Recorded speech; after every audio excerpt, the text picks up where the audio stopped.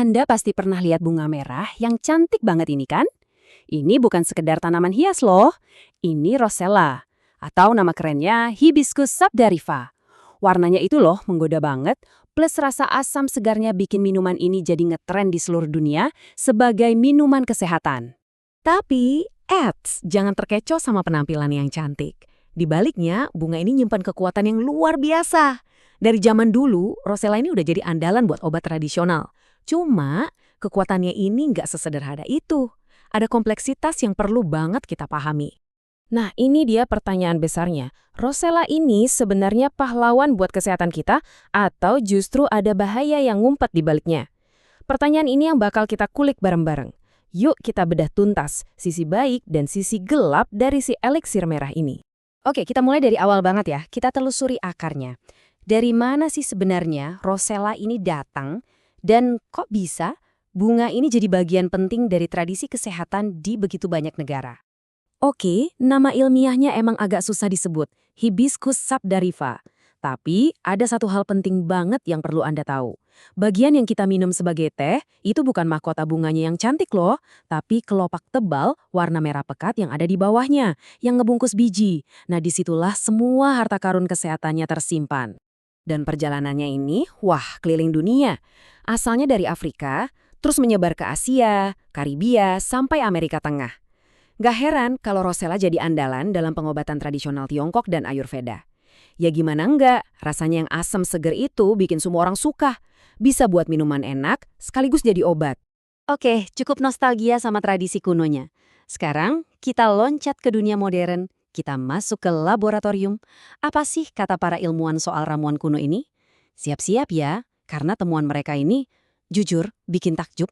Nah, ini dia nih, mungkin manfaat Rosella yang paling terkenal. Kemampuannya buat ngelawan hipertensi. Ada penelitian yang nunjukin kalau minum teh Rosella rutin, itu bisa nurunin tekanan darah sistolik rata-rata 7,5 mmHg. Angka segitu tuh bukan main-main loh. Dalam dunia medis, itu penurunan yang signifikan banget. Terus, gimana cara kerjanya? Kok bisa seampuh itu? Well, menurut seorang ahli herbal, Dr. Tania Ingrid, rahasianya ada di senyawa yang namanya antosianin. Itu loh zat yang bikin warna Rosella jadi merah menyala. Nah, antosianin ini tugasnya bikin pembuluh darah kita jadi rileks, jadi lebih lentur. Ditambah lagi ada efek diuretik ringan. Jadi ya, tekanan darah turun deh secara alami. Dan kekuatannya nggak berhenti di tekanan darah aja. Ternyata Rosella juga jagoan buat urusan kolesterol.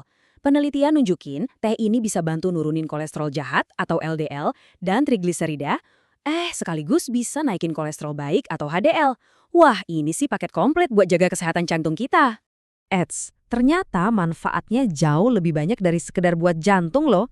Yuk, kita lihat lagi kebaikan-kebaikan lain yang ditawarin sama si eliksir merah ini. Kalau kita bongkar isinya, Rosella ini kayak gudang nutrisi. Senjata andalannya itu antioksidan super kuat kayak antosianin dan polifenol yang tugasnya melawan radikal bebas di tubuh kita. Belum lagi ada suntikan vitamin C, vitamin A, plus mineral penting kayak kalsium dan zat besi. Lengkap banget. Dan daftarnya masih panjang. Ada potensi buat bentuk program diet, bikin imun tubuh makin kuat karena vitamin C-nya tinggi. Bahkan penelitian awal di lab nunjukin bisa menghambat sel kanker tertentu. Nggak cuma itu, Rosella juga disebut bisa bikin mood lebih baik dan ngelindungin hati kita. Keren banget kan spektrum manfaatnya? Nah, setelah denger semua manfaat super tadi, pasti rasanya pengen langsung nyeduh teh Rosella sekarang juga kan? Tapi, tunggu sebentar, ceritanya nggak sesimpel itu. Dan disinilah kita perlu berhenti sebentar, karena ada satu kata yang penting banget, perhatian.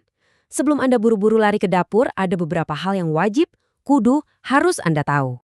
Sekarang kita masuk ke bagian yang paling krusial, yaitu soal peringatan dan efek samping. Paham soal ini penting banget, supaya Anda bisa dapat manfaatnya tanpa kena risikonya. Tolong perhatikan baik-baik ya, ada beberapa orang yang harus super hati-hati atau bahkan nggak boleh minum Rosella sama sekali.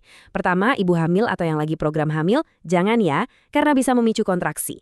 Kedua, orang yang tekanan darahnya udah rendah, ini malah bisa bahaya. Dan terakhir, kalau Anda lagi minum obat-obatan tertentu atau punya perut sensitif, Rosella bisa bentrok atau bikin masalah. Intinya satu, jangan berlebihan. Minum dalam dosis ekstrim, misalnya nyeduh puluhan bunga sekaligus, itu risikonya bisa merusak hati. Dan ada juga nih, walau jarang banget, laporan efek samping yang agak aneh, kayak sensasi mabuk atau halusinasi. Makanya jangan pernah minum ini sebelum nyetir.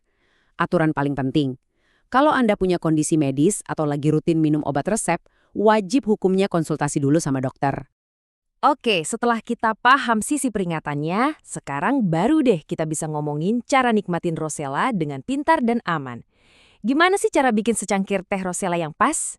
Caranya, wah gampang banget.